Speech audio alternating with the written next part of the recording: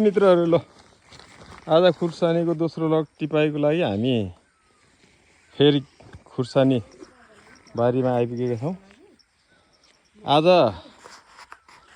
खुर्सानी अत्याधिक पिरो भएर टिप्ने बेलामा आँखामा मुखमा जतासुकै लागेर आज चाहिँ मेरो गृहमन्त्री उता अगाडि जानुभयो।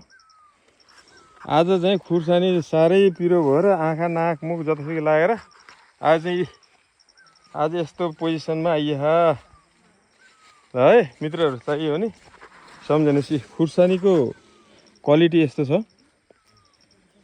तपाईँको एकदम अर्ग्यानिक हो। तपाईँलाई मैले यहाँ मोल खाद पनि देखाउँछु। यसको साथसाथै हामीले यसमा यो फर्सी पनि उत्पादन गर्ने भनेर यो खुर्सानी बारीको छेउछेउ फर्सी लगाइएको थियो। यसमा कता कति फर्सी फल्ने क्रम सुरु भएको छ।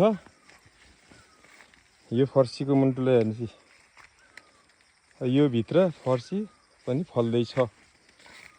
अब यो मौसमले साथ दिएर फलेर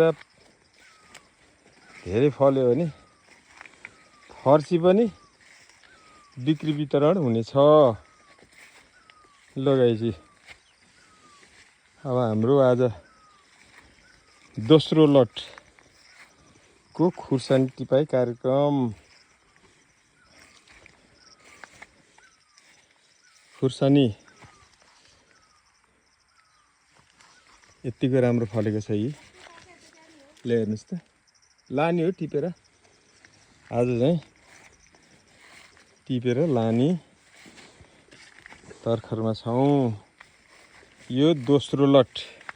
कुनै कुनै खुर्सानीहरू यसरी मरिरहेको छ। यसको चाहिँ यो मर्नबाट रोकथाम र यसको उपचार के हो भन्ने कुरो अलिकति बुझ्न सकिएन।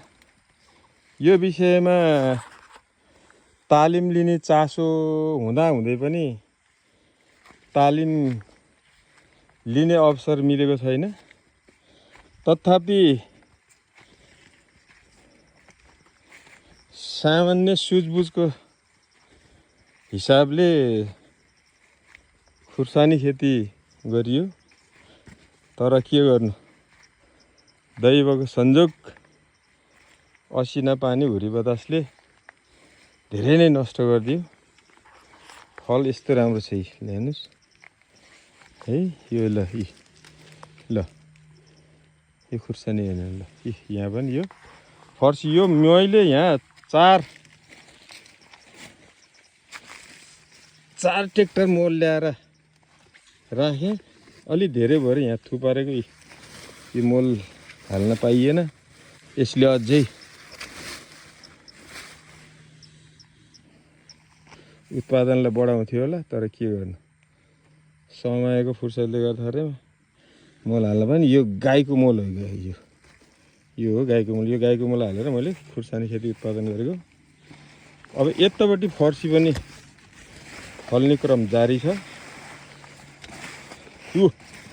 ओ माई गॉड, मेरो फर्सी त यत्रो ठुलो फलेछ यहाँ त। ल हेर्नुहोस् है, यो पहिलो उत्पादन। ल यस्तै थुप्रै फलाएर फेरि फर्सी पनि बिक्री वितरण गर्ने हिसाबमा छौँ है।